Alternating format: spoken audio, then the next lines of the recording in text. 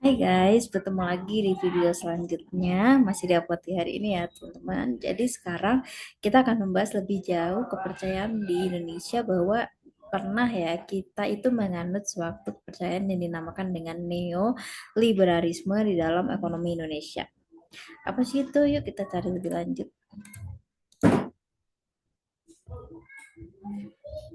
Jadi, ekonomi Indonesia di dalam neoliberalisme itu nantinya akan dijelaskan di dalam definisi dulu ya, teman-teman. Terus, dari mana sih munculnya kepercayaan ini awalnya ya, teman-teman? Dan perbedaan ekonomi kerakyatan dengan neoliberalisme. Dan bagaimana urgensi ekonomi kerakyatan pada saat ini. Jadi kita bahas ke pengertian dulu ya, teman-teman. Neoliberalisme yang pertama adalah paham yang mempertahankan otonomi individu melawan invensi komunitas. Jadi aliran politik ekonomi ini tuh sudah terjadi semenjak Perang Dunia Satu ya teman-teman, ditandai dengan tekanan berat pada perubahan, adanya pasar bebas dan adanya campur tangan pemerintah dan sektor swasta yang menguasai perekonomian di negara Indonesia. Jadi neoliberalisme ini merupakan bentuk baru pada suatu pasar di Indonesia. Untuk persaingan bebas ini sendiri juga pun ada paham yang memperjuangkan di mana hak-hak itu kepemilikan dan kebebasan individual dalam hal menjalankan suatu ekonominya masing-masing. Munculnya ini pada tahun 1900 ya teman-teman. Dari kemarin di video sebelumnya saya membahas mengenai sejarah dari manajemen. Kalau kali ini membahas mengenai sejarah dalam ekonomi. Jadi pada tahun 1900 model liberalisme ini mulai menjadi dasar ekonomi di Amerika.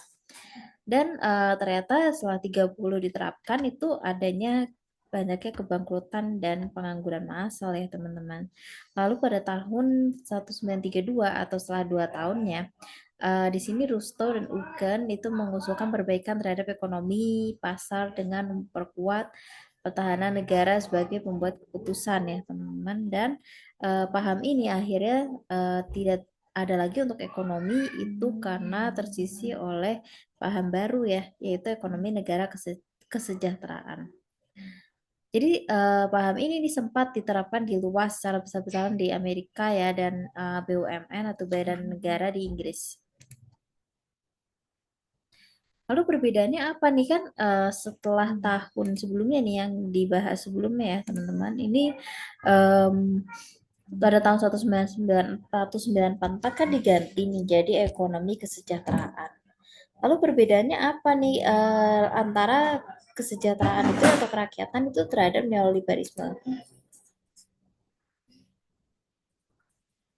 Ini adalah perbedaannya ya teman-teman. Yang pertama dengan adanya neoliberalisme itu adanya anggaran yang ketat ya dan adanya penghapusan atas subsidi subsidi yang berhak diterima oleh rakyat. Dan ada juga yang dinamakan dengan paham liberal di dalam sektor keuangan, dalam sektor perdagangan juga. Dan dalam BUMN pun mempengaruhi juga ya, itu adanya peraturan yang lebih ketat yang individu itu tidak memiliki hak khusus gitu ya teman-teman untuk ikut serta dalam perekonomian. Ini kalau misalnya kita berbicara tentang ekonomi kemakmuran ya atau ekonomi kebebasan yang tadi sudah diganti di 1944. Kalau misalnya dengan ekonomi kebebasan ini di mana kemanfaatan bumi, air dan sumber daya yang ada di dunia kita ini bisa dimanfaatkan oleh rakyat sebesar-besarnya. Dan adanya banyak ya seperti kemakmuran rakyat dan mengembangkan yang dinamakan dengan badan usaha milik negara dan memelihara fakir atau anak terlantar. Jadi kalau dipaham yang berubah yang setelah dari neoliberalisme, kalau neoliberalisme kan benar-benar uh, ekonomi itu diatur oleh pihak yang paling tinggi dan rakyat itu tidak ada berhak untuk mendapatkan hak untuk mengatur ekonominya. Berbeda dengan ekonomi kebebasan di mana kemanfaatan itu sumber daya yang dimiliki oleh bumi itu dapat dimanfaatkan oleh manusia dengan kehidupan yang sebesar-besarnya. Ya kembali lagi untuk rakyat untuk kesejahteraannya. Ini merupakan beberapa ya perbedaan ya. Kalau ekonomi kerakyatan kan di sini asas kekeluargaan jelas ya memperhatikan bagaimana kemakmuran rakyatnya gitu ya teman-teman. Dan bisa lebih menguasai cabang-cabang produksi yang memperhatikan hidup orang banyak gitu ya. Jadi kembali lagi kepada rakyat ya teman-teman, anggaran negara yang sudah didapatkan oleh rakyat kembali lagi ke rakyat.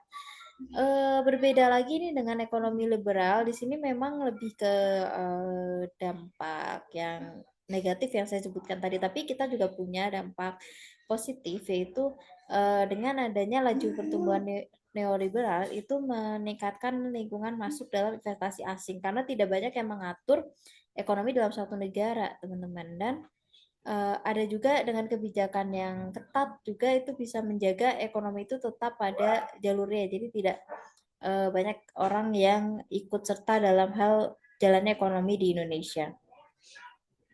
Dan ini juga melindungi pekerja perempuan ya ternyata yang neoliberal ini. Jadi memang mungkin lebih mencegah pihak wanita ini untuk turut serta dalam ekonomi ya teman-teman. Jadi di balik suatu hal yang negatif ada hal positifnya. Nah, positif dari neoliberal ini tidak banyak, melainkan kalau ekonomi kerakyatan lebih banyak dan lebih cocok karena lebih memperhatikan terhadap rakyatnya ya teman-teman.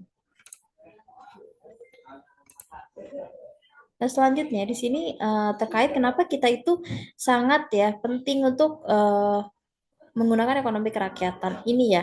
Jadi ekonomi kerakyatan ini adalah wujud uh, kurangnya. Jadi kita kan sempat ada nih adanya wujud kurangnya jadi rakyat itu tidak dipihak gitu ya teman-teman. Jadi pada akhirnya karena konsep yang neoliberal itu terlalu keras untuk rakyat, jadinya kita tuh perlu nih adanya ekonomi yang bersifat kerakyatan ini. Dan ini merupakan ekonomi yang mendukung bisnis-bisnis kecil rakyat ya, dan mendukung juga kesejahteraan rakyat. Jadi kenapa kita butuh gitu ya teman-teman. Dan ada juga penguatan kepada rakyat untuk bisa berpartisipasi mengambil keputusan dalam lingkup ekonomi untuk kesejahteraan bersama ya teman-teman. Dan ini akan diatur juga dalam kebijakan. Jadi sudah sesuai ya dengan apa yang dibutuhkan dibandingkan dengan kita menerapkan ekonomi monopoli yang maksudnya membatasi rakyatnya gitu ya teman-teman.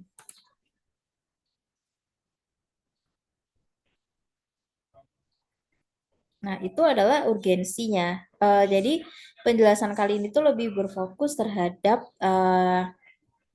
neoliberal tadi ya, dan adanya perubahan di dalam sistem ekonomi yang merakyat.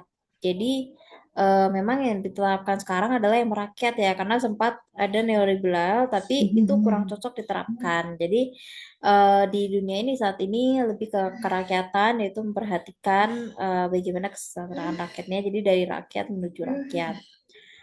Penjelasan singkat mengenai perbedaannya hanya sampai sekian, teman-teman. Jadi jangan lupa like, komen, dan subscribe kalau misalnya ada penjelasan yang kurang dimengerti atau menunggu untuk video selanjutnya yang lebih detail ya teman-teman. Oke, see you, bye-bye.